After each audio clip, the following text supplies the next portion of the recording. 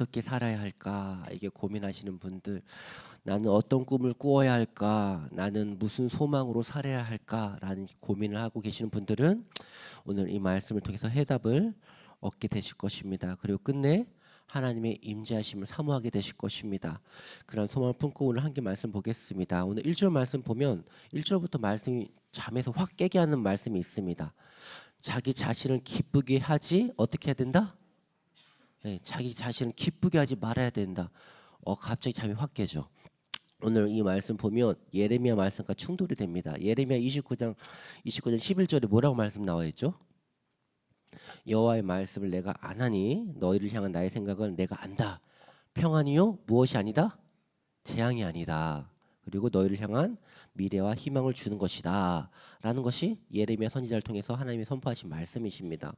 그렇기 때문에 그 말씀만 보면 그래, 내가 진짜 이 땅 가운데 살면서 나 하나님만이 나의 소망이고, 그리고 하나님 주신 그 소망 생명 그걸 진짜 내가 누리면서 살겠다 이렇게 생각하는데, 그런데 이 두 가지 내용이 오늘 로마서 15장 1절 말씀 보면 충돌이 일어나요.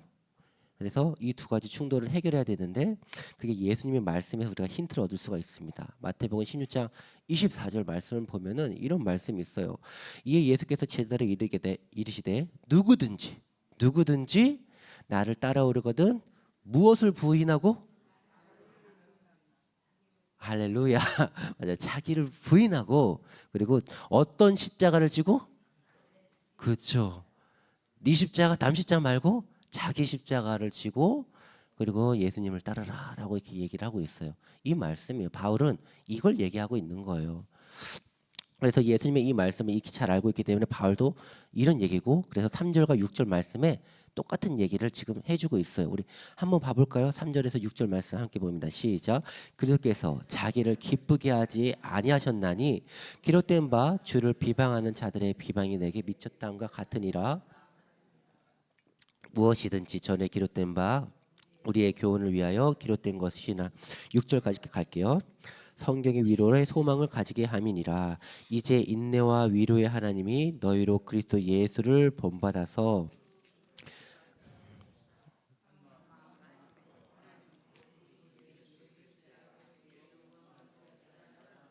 아멘. 특히 이제 3절 보면 그리스도께서도 자기를 기쁘게 하지 아니하셨다라는 것이고, 그리고 기록된 바 주께서 비방하는 자들의 비방이 내게 미쳤다라는 이제 이런 구절을 말씀하셨는데, 이거는 시편 69편 9절 말씀을 예수님이 인용하신 말씀이에요. 그러니까 시편 69편 9절에 주의 집을 위하여 열성이 나를 삼키고 주를 비방하는 비방이 내게 미쳤나이다라는 건데, 시편 69편 자체가 고난의 시라고 해가지고 예수님께서 이제 박해를 받아서 그 박해한 자들을 보응할 것이다라는 그런 이제 예언의 말씀이 시편 69편 말씀이에요. 그러니까 이 인용을 하는 이유는 예수님께서 하나님을 향한 그 충성과 순종의 그 결과로 하나님의 영광을 받는 게 아니라 비난을 받고 모욕을 받아서 결국은 죽게 될 것이다라는 그 말씀이거든요. 그래서 이렇듯 바울은 이제 시편 69편 9절 말씀을 인용하여서 독자들로 하여금 그들의 하나님을 위하여 네가 일하겠다 하는 그 뜨거운 마음을 품고 그것을 실행했을 때 어떤 결과가 돌아올 것이냐? 사람들의 비난, 거센 반대, 가족의 반대, 이런 것에 부딪히고 때로는 오해, 또 이제 되게 많은 피해, 손해 이런 것들을 겪게 될 것이다. 그런데 그럴 때 어떻게 해야 될 것이냐? 그리스도의 모범을 따라서 하나님을 기쁘게 하는 그 길에, 그 생명의 길에 네가 서야 한다. 그 말씀을 지금 전하는 것입니다. 그래서 우리가 이런 말씀, 바울의 말씀 잘 기억을 하시고 우리가 한번 내 자신을 돌아봐야 됩니다. 우리는 그런 준비가 되었는가? 오늘 말씀을 적용해 봐야 되는 것이죠. 지금 나의 마음은 주의 길을 걷고자 하는데 마음의 준비가 되어져 있는가? 나는 주의 길을 걷고자 하는 그때 피해를 받게 된다면 그 피해를 감수할 만한 각오와 결단이 되어져 있는가? 그걸 우리가 체크를 해야 된다는 것입니다. 그것이 말씀이 우리 삶 가운데 녹아드는 방법입니다. 근데 단지 그런 마음의 결단이 되어져 있지 않다라면 오늘 우리는 회개를 해야 됩니다. 그리고 주여 나에게도 이 마음을 주시옵소서, 나에게도 이 생명의 길로 갈 수 있도록 힘을 주시옵소서라고 우리는 기도를 해야 됩니다. 그렇지 않다라면 그러면 주님의 말씀은 주의 말씀, 나는 나의 길로 가겠습니다라고 하는 것과 똑같습니다. 그리고 그 결과는 생명의 말씀에 비춰 봤을 때 결국 사망이고 죄악의 길이고 결국은 모든 것을 잃게 되는 지혜가 없는 그런 삶이라는 것입니다. 우리는 그러한 길로 가면 안 됩니다. 우리는 오늘 새벽 가운데 성령의 충만함을 구하고 우리가 주의 길, 생명의 길로 나아야 할 줄 믿습니다. 그럼 왜 우리는 나의 행복이 아니라 다른 사람의 행복을 위해서 우리가 십자가를 져야 할까? 그게 이제 7절부터 13절까지의 말씀입니다.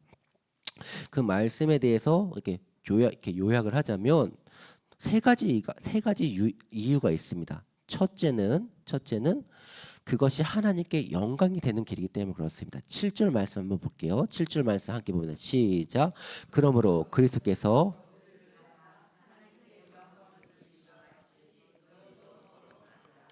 아멘. 그러니까 우리가 나의 십자가를 지고 가는 그것이 결국 하나님께 영광을 돌리는 길이라는 것입니다. 그게 첫 번째 이유예요. 첫 번째 이유고, 두 번째 이유는 우리 13절 말씀 함께 볼게요. 13절 함께 보면 시작. 소망의 하나님이 모든 기쁨과 평강을 믿음 안에서 너에게 충만하게 하사 성령의 능력으로 소망이 넘치게 하시기를 원하노라. 아멘. 그러니까 하나님께서 모든 기쁨과 또 뭘 준다고요? 예, 소망을 채워주신대요. 그러니까 나의 십자가를 지고 가는 사람, 더 정확히 말을 하자면 다른 사람의 유익을 구하는 그 사람은 하나님께서 그 사람에게 기쁨을 주신대요. 그리고 하나님께서 그 사람에게 소망을 주신대요. 자, 정리를 해볼게요. 어렵지 않아요. 어렵지 않아요. 나는 나를 위해서 살 때 기쁨을 느껴요. 그게 인간이에요. 그래서 세상 사람은 그렇게 살아요. 나의 행복을 위해서 내가 뭘 할 때 행복한지 찾고 그 행복을 계속 평생 추구하면서 사는 게 세상 사람들이 살아가는 삶이에요. 근데 바울은 너희들은 그렇게 살지 마라 라고 얘기를 하는 거예요. 왜냐? 너희들이 만약 하나님께 영광을 돌리기를 원한다면 너희들의 행복을 위해서 사는 게 아니라 다른 사람들의 행복을 위해서 살아가야 한다. 다른 사람들의 유익을 위해서 살아가야 한다라고 얘기를 하는 거예요. 여기서 다른 사람들이란 누구냐? 교회 안에 있는 지체들을 얘기를 하는 거예요.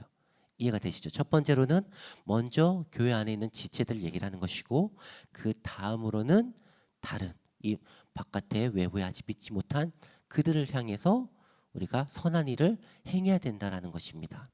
그래서 교회 안에서 형제 연약함을 도와주고 교회 안에서 성도 연약함을 품어주고, 그게 바울이 지금 말을 하는 것입니다. 그렇게 할 때 첫 번째로는 누가 영광을 받으신다고요? 맞아요. 구체적인 예를 하나 들면 교회 안에 뭐 쓰레기가 보여요. 주워요. 그럼 누구를 도와준 거예요? 교회 청소를 해주시는, 봉사해 주시는 분을 도와주는 거예요. 그렇죠? 그분을 도와주는 것은 곧 하나님께 영광을 돌렸다라는 거예요. 그러니까 여러분, 쓰레기를 주는 거는 환경 미화가 아니라 하나님께 영광을 돌리는 행위였던 거예요. 그리고 우리가 실제로 그렇게 했을 때 하나님은 그거를, 교회를 청소했다는 게 아니라 네가 그것을 통해서 나에게 영광을 돌렸다라고 하나님 바라봐 주셨다라는 거예요. 그거예요. 연약한 자를 도와주는 것. 그것을 하나님의 영광께 받아주시고, 두 번째로는 그 결과 하나님께서 기쁨을 주신다라는 거예요. 근데 이 기쁨은 세상의 기쁨과 달라요. 세상 사람들은 어떤 행동을 했을 때 자기의 그 행복의 기쁨을 채워주기 때문에 그 행동을 통한 그 기쁨을 평생 낙으로 살아요. 그런데 그걸 좀 구체적으로 해보면 뭐 성공도 있을 수가 있고, 어떤 오랫동안 바래왔던 것을 이뤄지는 그 순간일 수도 있고, 자녀가 형통한 길로 갈 때도 있고, 아니면 가까이 이렇게 건강, 어떤 좋은 풍경을 보는 것, 여행하는 것, 맛있는 음식을 먹는 것, 뭐 이런 것들일 수가 있어요. 이런 것들, 화평한 가정, 웃음, 막 이런 것들이 행복, 희락을 주기 때문에 그러한 삶을 향해서 노력을 해요. 근데 하나님이 주시는 기쁨은 그런 게 아니에요. 하나님이 주시는 기쁨은 말로 할 수가 없어요. 세상 것으로는 도저히 비교할 수 없는 그런 기쁨이에요. 이게 그러니까 어떻게 말하면 세상 이게 속된 말로 저 사람 또라이야라는 그 말을 듣는다라는 거죠. 그게 하나님이 주시는 기쁨이에요. 근데 받은 사람은 알아요. 그리고 그 기쁨이 너무너무 감사한 거죠. 나 같은 놈이 뭐라고 이런 은혜를 주시는가, 그 기쁨을 갖고 살아간다라는 것이죠. 어떨 때요? 자기 십자가를 지는 것. 다른 말로 다른 사람의 연약함을 위해서 내가 살아갈 때, 그때 하나님이 그 기쁨을 주신다라는 거예요. 또한 두 번째 뭘 주신다고요? 소망을 주신다라는 거예요. 또한 세 번째가 있어요. 세 번째도 13절인데요. 이번에는 성령의 능력으로 소망을 주신다라는 거예요. 성령의 능력으로. 이게 세 번째인데, 근데 여기 소망은 한 가지 좀 팁을 드리자면은 단수예요. 그러니까 여러 가지 소망이 아니라 몇 가지 소망이다? 한 가지 소망이다라는 거예요. 그럼 그 한 가지 소망이 무엇이냐? 원래 그 이후로부터 쭉 나와 있는데 대표적으로 17절부터 우리 19절까지만 한번 읽어보도록 하겠습니다. 시작. 그러므로 내가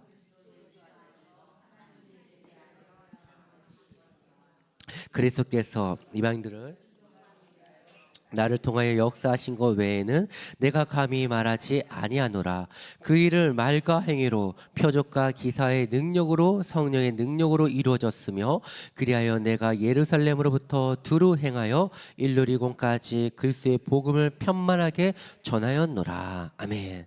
바울의 소망이 무엇입니까? 바울은 지금 성령의 능력으로 지금 19절에 보면 성령의 능력으로 무엇을 이루었다라고 말합니까?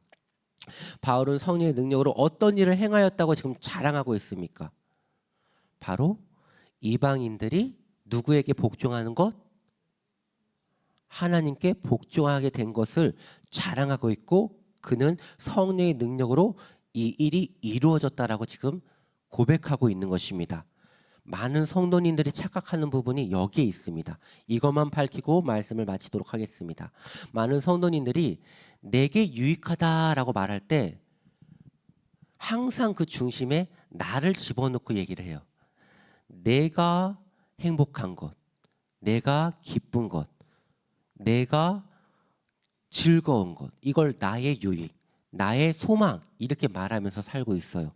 그런데 신앙이 깊어지면 이렇게 바울이 말하는 이 부분을 우리가 그대로 표현하면 그 중심에 나를 집어넣지 않고 주를 집어넣고 말을 하고 있어요. 그래서 주가 기쁘시면, 주가 행복하시면, 주가 바라시면 그게 나의 유익이고 그게 나의 소망이다라는 거예요.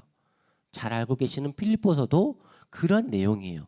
감옥 가운데서도 그가 감사하고 찬양하고 기뻐할 수 있는 이유는 나를 통해서 내가 감옥에 갇힘으로 말미암아 오히려 주의 도가 더 전파되기 때문에 나는 감사하다, 나는 기뻐하다라고 그가 고백하고 있어요. 그런 거예요. 우리 안에 있는 이 마음이 이러한 마음으로 충만해져야 돼요. 이걸 다른 말로 성령 충만한 거죠. 성령 충만, 우리가 오늘 구해야 될 기도예요. 바울의 소망은 곧 성령님의 소망이었고, 성령님의 소망은 곧 바울의 소망이었어요. 성령님의 소망이 무엇이죠? 영혼 구원이에요. 한 영혼이라도 주 앞에 돌아오는 것, 그게 성령님이 바라시는 거예요.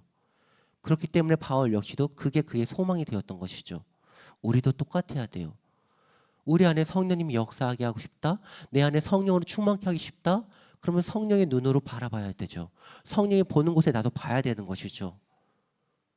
내 마음 가운데 지금 그런 것이 없다? 그렇다면 우리는 기도해야 되는 것입니다. 오늘 우리는 기도하기 위해 모였습니다. 이제 우리 기도할 것입니다. 적는 자 하나님 앞에 우리는 구할 것입니다. 세상에 어떤 능력 있는 자한테 구하는 것이 아닙니다. 우리가 구하는 분은 전능하신 하나님이십니다. 그분은 우리의 기도를 들으십니다. 우리의 마음의 생각을 들으십니다. 그분 앞에 오늘 무엇을 구하시겠습니까? 먼저 그의 나라와 그의 의를 구하라. 그리하면 이 모든 것을 주께서 너에게 더하시리라라고 말씀하셨습니다. 믿으십시오. 나의 필요를 주께서 알고 계십니다. 나의 소망을 주께서 알고 계십니다. 그런데 우리가 눈여겨봐야 될 것은 그것이 아닙니다.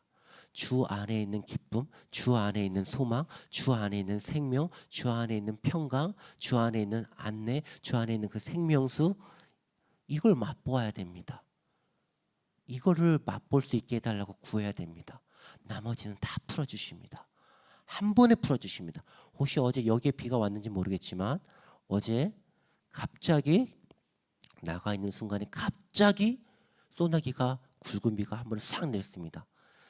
찌는 듯한 그 아스팔트의 그 열기가 갑자기 시원하게 변했습니다. 한순간이었습니다. 하나님은 이렇게 역사하십니다. 한순간에 전혀 변하지 않을 것 같았던 그것이 한순간에 변화가 되는 것입니다. 절대 답이 없을 것 같았던 내 미래가 하나님 만지시면 한순간에 변화되는 것입니다. 믿으십시오. 전능하신 하나님이 우리를 지켜보고 계시고 우리를 붙잡고 계십니다. 결코 마귀가 우리를 넘어뜨릴 수가 없습니다. 결코 다른 누군가가 나를 무너뜨릴 수가 없습니다. 하나님이 철통같이 지고 계십니다. 믿음으로 나가시고 믿음으로 다른 연약한 분들을 도우십시오. 그게 하나님께 영광 돌리는 우리의 모습입니다. 그때 하나님이 약속해 주셨습니다. 우리 안에 무엇을 주시겠다고요? 참 기쁨을 주시겠다고요. 우리 안에 무엇을 주시겠다고요?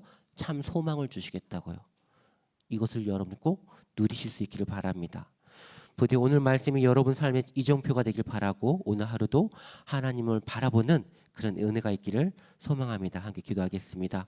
사랑과 은혜가 풍성하신 하나님 아버지 감사합니다. 주께서 우리